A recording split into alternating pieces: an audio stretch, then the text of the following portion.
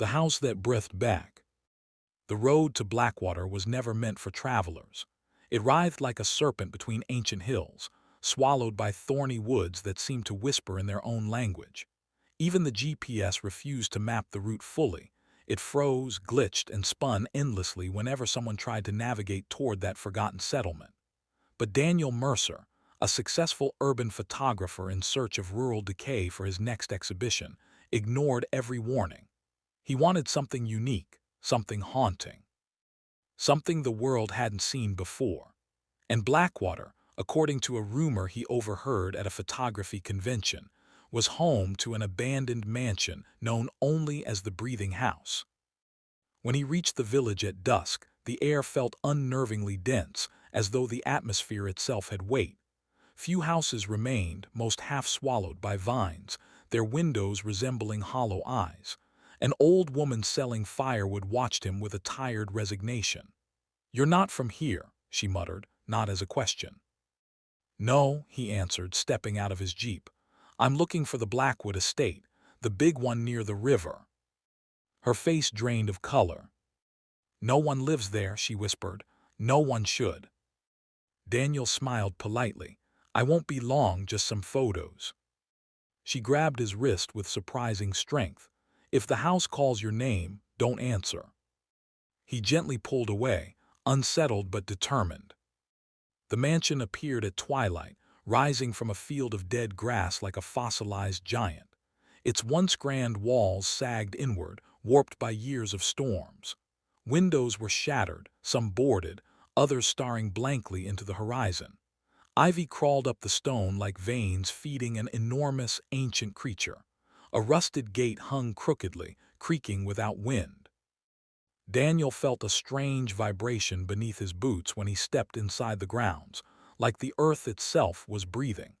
He chalked it up to his imagination and raised his camera. The first picture he took came out wrong. The preview on his screen showed not the decayed structure before him, but a clean, pristine mansion glowing with candlelight. Curtains drawn, chandeliers blazing, a shadowy figure standing at the top of the staircase.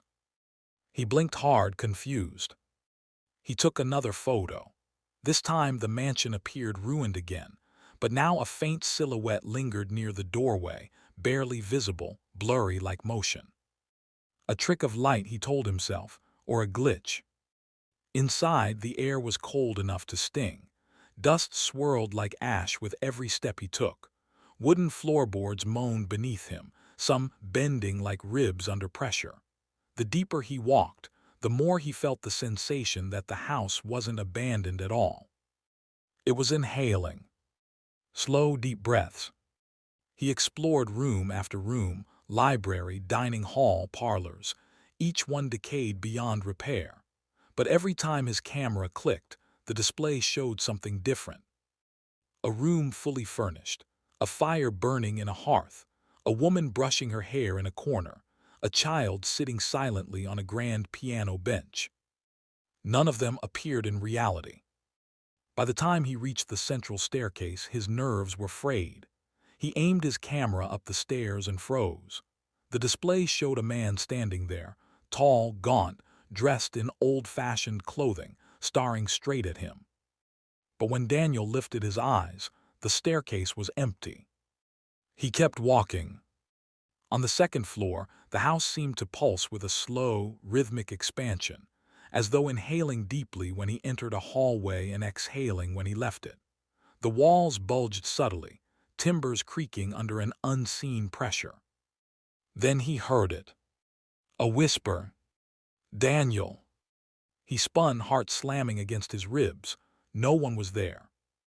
The whisper came again, closer this time, warm, as if spoken against his ear. "Daniel, you came back." His breath hitched. "Who's there?" Silence expanded around him like a growing void. He took a step forward, and the entire hallway seemed to shift, as though the floor was a tongue and the walls were closing like jaws. He stumbled into the nearest room to steady himself. It was a bedroom. Rotten bed frame, torn mattress, mildew-covered walls. He exhaled shakily. then lifted his camera. The photograph nearly made him drop the device. The room in the picture was perfect. Luxurious wallpaper, silk sheets, moonlight spilling across the floor. In the reflection of an ornate mirror, a woman in a white gown stood behind him, smiling softly. Her eyes were sunken yet beautiful, her skin pale but glowing. Daniel whipped around. The room was empty. He backed toward the door, but it slammed shut by itself, the sound echoing like a thunderclap. The temperature plummeted, the darkness thickened. Something moved behind him. Slowly, deliberately. He lifted his camera again with trembling hands and snapped a photo without turning. In the tiny screen, the woman stood inches behind him, her face so close her cold breath fogged the lens. Her smile widened unnaturally. And then she whispered through the speaker of his camera, rather than through the air. "Stay." Daniel dropped the camera and lunged for the door. It tore open violently as if the house exhaled in frustration, and he sprinted down the hallway. Behind him, footsteps erupted, too many, like a crowd running on hands and feet. He reached the staircase just as the entire house seemed to buckle, floors bending, walls groaning. Something enormous shifted beneath the foundation. He bolted outside. The moment his boots hit the dead grass, he felt it. The house had stopped breathing. Everything was still. He didn't stop running until he reached the village inn. His hands shook violently as he tried explaining to the innkeeper what he had seen, but she simply stared with wide, knowing eyes. "You heard it, didn't you?" she whispered.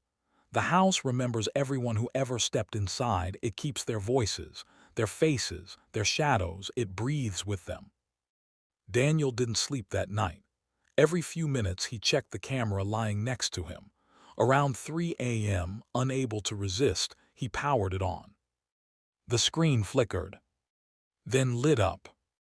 A new image had appeared in the gallery. It wasn't one he took. It showed him Daniel Mercer, standing inside the mansion's foyer, staring blankly at the camera. Behind him, dozens of silhouettes crowded the walls, their faces hollow, their limbs unnaturally long. Slowly they leaned toward him. He swallowed hard. Another photo loaded. This time it was Daniel again, but now his skin was pale, his eyes dark and empty, his posture lifeless. A text notification popped up on the camera. "New owner registered, Daniel Mercer. The house has breathed you in." He froze. The window behind him fogged, slowly, like a long breath drawn from the outside. Then another. Then a whisper. "Daniel." He backed away, chest tight, but the whisper came again, deeper, hungrier. "Come home." And from the camera's speaker, dozens of voices overlapped, whispering in perfect harmony. "We're waiting."